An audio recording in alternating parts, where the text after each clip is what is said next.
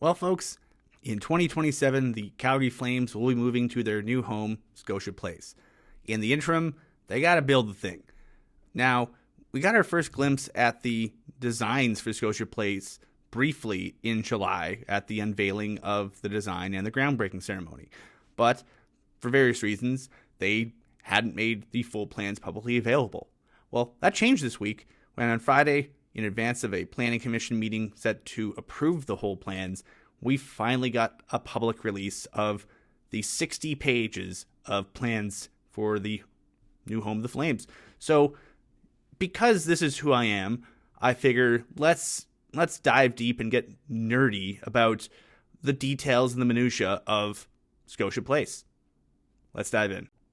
So as we get into this, you're going to notice that there's a lot of stuff going on. So we're going to structure this basically in sections. We're going to start on the outside and work our way into the building, starting at the very bottom of the building and going up. So that's probably the simplest way of doing this. Let's start at the outside. You'll notice there's a lot of stuff outside. There are 4 roads that border the building, north to, working clockwise from the north. It's 12th Avenue, 5A Street, 14th Avenue, and on the west side you have Stampede Trail, formerly Olympic Way. The most of the stuff that they've developed is going to be centered on 12th Avenue and 14th, with a little bit of stuff, not as much, but a little bit of stuff on Stampede Trail. 5A Street is sort of the back door of the building. There's going to be some indigenous art on the outside to sort of jazz it up, because otherwise it'd be kind of a plain, kind of dull part of the building, and I think that'll really make the building pop a bit more. The details of that they haven't hammered out yet. That's part of the conditions of the development permit they're applying for. But that side, 5A Street, parkade entrances, the entrance to the community rink, the premium entrance, and a few other things. So it's not terribly exciting. The other sides are actually kind of decent. The north side of the building will feature a couple public seating areas actually, and 2 patios, and the one of the cooler heritage elements of the building. So if you've been in Victoria Park at all in the last however many years, you'll notice there's that old brick building on the corner, the old Stevenson & Co. Grocers building. And the cool thing is they're integrating that into the building, partially because I think you'd have to demolish it and then move it somewhere and then figure out what to do with it. And I think keeping it in-house and keeping it in the community, I think, is a nice way of honoring the Victoria Park's heritage. So the Stevenson & Co. Grocers building is going to be part of what they're calling the food hall on the northeast corner of the building on 12th. And so, on the exterior of that, there'll be a little patio area, by the cafe where you can go and, have some food and hang out. And then beside that, just to the side, is the exterior patio for the restaurant, which I believe they're calling the Wood Fire Grill. And so that is just sort of your restaurant kind of vibe there. So you have a cafe patio and then a restaurant patio. Then working our way towards the main entrance on the northwest side of the building, there's going to be a little bit of public seating, some chairs and tables and stuff that's not really directly connected to any of the businesses. And then there's also going to be some raised planters and those kind of things that you can sort of lean on and sit on. But most of the other stuff in this area is designed, this is a space for entering and exiting the building and maybe sort of milling about. So there's not a lot of space. It's not a true plaza. It is primarily sort of an entranceway. So the northwest entrance of the building compared to the other main entrances of the building is a little bit less cool, a little bit less exciting, but I think it's a nice space. They designed it well based on what they had to work with. Working down on Stampede Trail, working south, you will have the Calgary Flames team store. It is a team store. You will have a cocktail bar. There's no patio for that, but that's where it is. And then there's the gathering place, which is, I believe, their version of Dutton's, the spiritual successor to Dutton's. It is a sports bar. It has an exterior patio. It has 2 levels, including, I believe, a patio on the second floor, which we'll get into in a bit. But I think it's kind of cool. It's kind of interesting. It'll provide some street level life when the weather's decent. And at the very least, it's sort of a space where people can go in and mill about. And unlike Dutton's, it won't feel like a bunker. If you haven't been to Dutton's just has a couple doors to get in and out of, and that's it. And it feels it's very claustrophobic. It's a cozy space, but cozy, I think, bordering on claustrophobic because it's packed.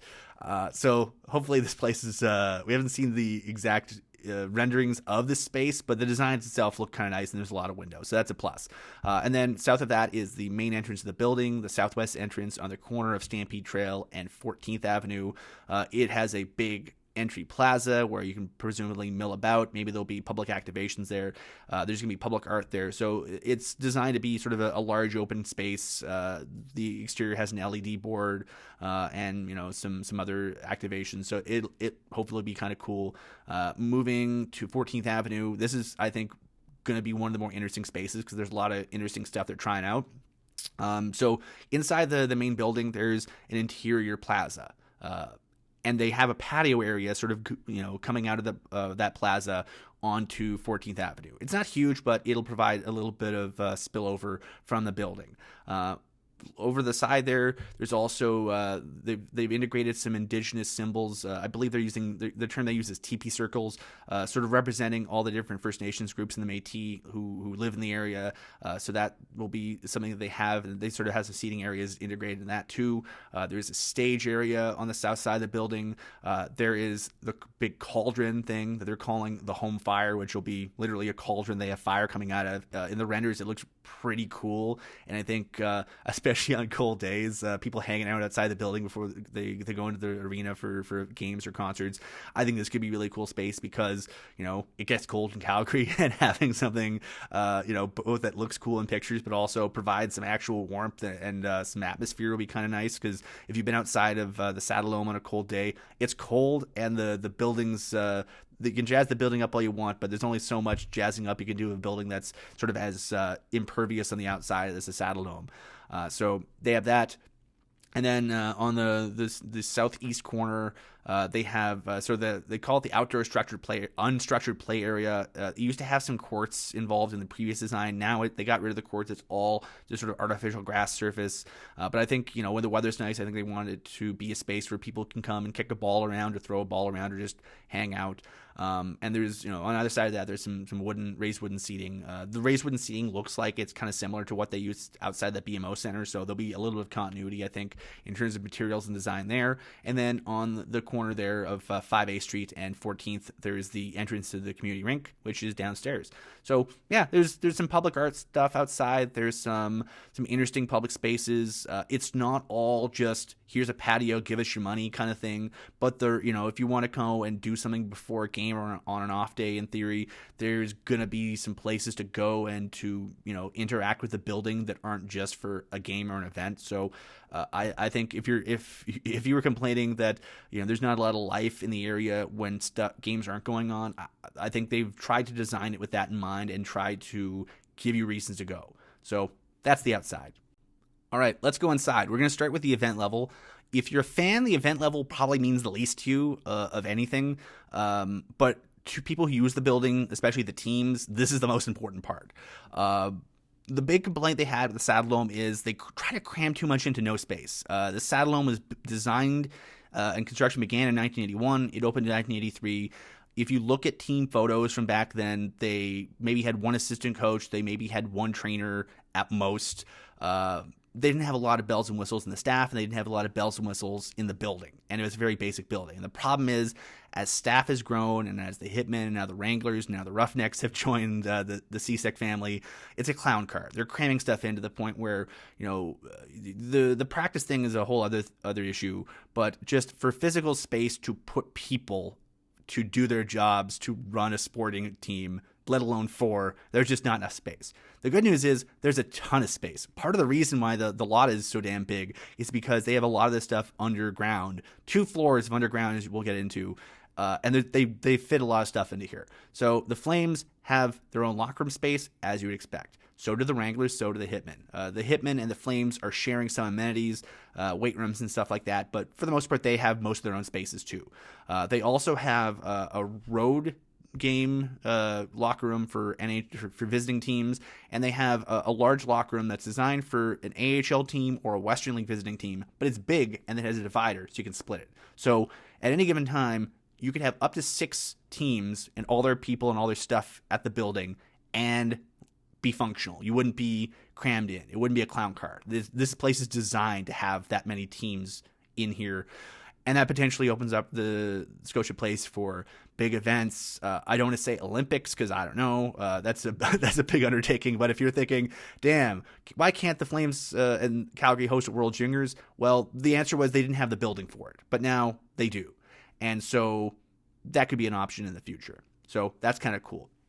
Also, one of the big complaints of the Saddle Dome is since there's not a lot of space, when a concert does come in, basically the Flames are kicked out of their own building, and they get revenue out of it, so I'm sure they're not crying too much, but it's kind of an inconvenience. And so the two things that they did in this design that makes it better is, one, they have dedicated locker room and green room space for concerts. So you have a sort of a staging area outside the loading docks where you can just sort of put loading boxes and stuff like that. Basically, stuff you need to stage a concert. You have a space to sort of sit that before you set them up. They're not going to be sitting on trucks. You can actually outload the trucks first, and then roll them around when you need to set up after a game. So that's kind of cool. There's also, the dedicated space for, a green room, for locker rooms, for dressing rooms, for tour managers to set up. Like, they have so much space that they don't have in the Saddle Dome now, which will make life a lot easier in terms of managing the building and keep maintaining everyone's sanity. The other thing they have that the Flames don't have now is a practice rink inside the building. It's called the Community Arena. The entrance is at the ground level. You go down a level to get to the lobby and the concessions and the washrooms, and then you go down another level to the locker room space and the arena itself. And the cool thing is it's connected by hallways to the rest of the rink, so the locker space for the main building. So let's just say Ariana Grande is in Calgary doing a concert and she's taken over the main rink. So the Flames will have enough space that they'll be able to practice normally. They'll just get in their gear in their main locker room in their regular space and then just walk on over in their gear through the hallways into the community rink, and they can practice. And the cool thing is, because it's a community rink and because they have, that kind of stuff, in theory, I think it'll be more accessible to the public for practices than the Saddle Dome is now. The Saddle Dome is kind of closed because, it's just logistically, I think it's a giant headache to staff it up to do that. But since this will be a community rink that's open all the time, that's, a public amenity, I think you'll probably see Flames practices in the future and Wranglers and Hitmen and Roughnecks practices being a little bit more publicly accessible, which is kind of cool. So that's essentially the event level. There is a lot of space that average fans will never, ever touch, but I think you'll see the benefit of it because of all the extra things that the Scotia Place space can be used for that the Saddle Dome can't be. The second underground level is what's called the Club Mezzanine. There are some suites, some very, very highfalutin suites on the event level, but most of the club amenities are located in the Club Mezzanine. There'll be little banquet halls and stuff, two of them, along with a lot of the back of house stuff for Scotia Place staff, currently Saddle Dome staff. So a lot of the stuff that's, again, kind of clown card in the event level of the Saddle Dome now will not be. So you have your staff cafeteria, your staff locker rooms, your big kitchen that preps all the food for most of the arena. That stuff's all on this level. So again, it's probably outside of maybe those of you who are very well off and are able to go to the club stuff, you guys will enjoy these amenities, and I think they'll be very nice. Everyone else, I just think it'll make the general running of the building a little bit smoother because the space will be designed purposefully rather than sort of just, oh, we need to use the space now, let's try to cram it in. So Club Mezzanine, it is going to be a very useful functional space that they currently don't have, and I think it'll make the day-to-day operations of Scotia Place a little bit better than the day-to-day operations of the Saddle Dome. So the biggest question I got from fans when we started talking about the arena is, geez, Ryan, is the concourse going to be any better than the Saddle Dome? And my answer is probably yes, and I'll explain why as we get into the main concourse. So the main concourse, it is kind of an interesting way of doing things. So the big complaints people have in the Saddle Dome are not enough washrooms and too many lines. And a lot of the reason why there's so many lines is because there's not enough washrooms. And so if you've been to the Saddle Dome and you're just going for a stroll in the intermission along the concourse, I try to do a lap in the first intermission because, I'm sitting there for 3.5 hours. I'd like to get my legs going.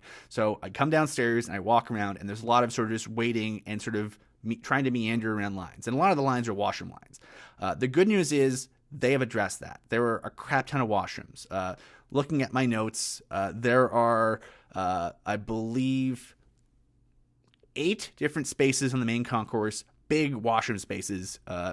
Some of them are labeled explicitly women's washrooms. That's washrooms that are just stalls. Some of them are what they call flex washrooms, which is a mixture of urinals and stalls. They call it flex because let's just say, a concert with a large female audience is in town and you need more space for the ladies. You can just put up the barriers, close off the urinals on some of the washrooms that you don't think you'll need, and boom, suddenly you have the women's washroom lines under control. And it probably won't put much of a hamper on the men's room usage because a lot of men in these situations, face it, we're in and out. So they've thought about that. What about you're going, oh man, what about food? So as we mentioned, there's a sports bar, a cocktail bar, a restaurant, and a food hall. Those are all accessible, and they connect from the outside into the main concourse. So if you're going to the sports bar before the game or heading into the sports bar after the game, it'll be permeable. Same with the other spaces. The food hall has a cafe and 3 different food options. The labels say bowls and salads, dumplings and buns, and something called tandoor. So I assume that just means that they're trying to have different food options represented. Dumplings and buns sounds fun, by the way. I will eat at dumplings and buns when it opens. The main concourse food options are fairly varied too. The labels include pizza, Korean corn dogs, Lucky Cat Vietnamese subs, 4 grab-and-go locations. Those are the Amazon ones that the Flames opened last year, where you can just go in, you tap your card, you grab your stuff, and then it automatically charges your account. They've tested it. It works pretty well, and I think the idea is that you just basically get to grab from a limited selection, but it speeds things up. They have 2 burgers and brews, 2 Pocket Dawgs, 2 malt and mini donuts, and a location of Angry Chicken, which for my money is probably the best place outside of Pocket Dawgs to get food in the main concourse. There's also a few bars. You will not go thirsty, beverage-wise, in this building.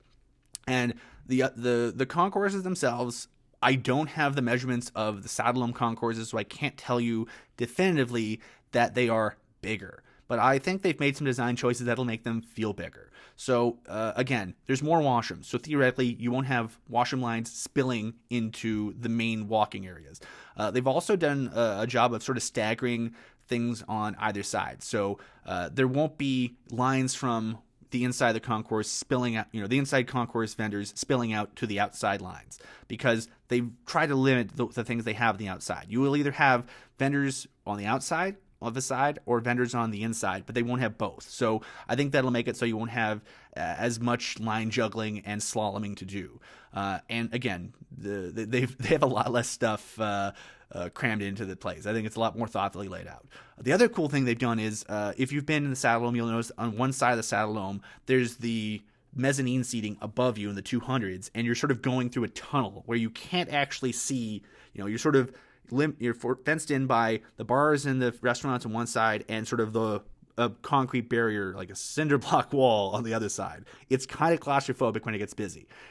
In this building, the inside is always open. So you will be able to, when you're walking to the concourse at the end zones, you'll be able to see into the arena. And even if the concourse isn't bigger, which again, I can't say that it's not bigger, I think it'll feel bigger because you won't be walled in on the inside. So at the very least, you will feel less claustrophobic wandering around the concourse of Scotia Place. I can't say that it's bigger, but it feels more thoughtfully laid out, and I think they heard a lot of complaints that people have about the limitations of the Saddledome from a guest's perspective, especially washrooms, crowds, and claustrophobia, and I think they really tried to deal with them the best they could through the design. Okay, on to the premium level. The premium level is basically dominated by 2 elements, suites and the Legends Club. The Legends Club is located sort of on the west side of the bowl. It'll be a big bar area and then a bunch of theater boxes and a few smaller boxes with tables. That's essentially it. It's kind of similar to what they have at Rogers Place in Edmonton, sort of the end zone kind of club area. The rest of the level is suites. If you've been to the Saddledome, you kind of know what suites look like. There'll be a bunch of those. I think I counted 52, sort of in a horseshoe around the rest of the grounds. So that's essentially it. It's the premium level. It'll be premium. There's something called the Owner's Lounge in the far corner It is presumably a very fancy area, but it doesn't have direct views of the rink. It's just off the corner. Everything with direct views of the rink is either the Legends Club or the 52 Suites. Now, the next level, the last level that's really publicly open, is the upper concourse. The upper concourse is sort of the 200 level seating. It is kind of like the main concourse. It's a little less selection than the main level, but it's still pretty good. As with the main level, all sorts of washrooms. They're all a little bit smaller scale than the main level, but we counted 16 smaller washroom spaces, including those flex spaces. So you won't have to go down to the main concourse to use the facilities. You also won't have to go down to the main concourse for most of the food options. Amongst the things listed are Pocket Dog, Grab and Go, 3 different burgers and brews, 2 fried chicken places, a Korean corn dog place, and a malt and mini donuts place.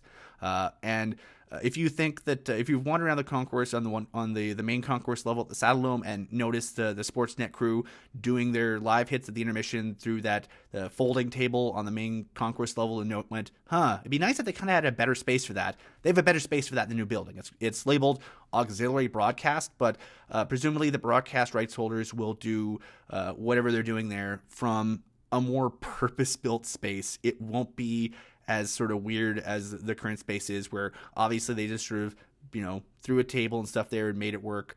It'll be something a little bit more functional. And I think, it'll be better for the fan experience, the broadcast experience, and probably the broadcaster's experience. So everyone's going to win by having a slightly more functional space designed for that.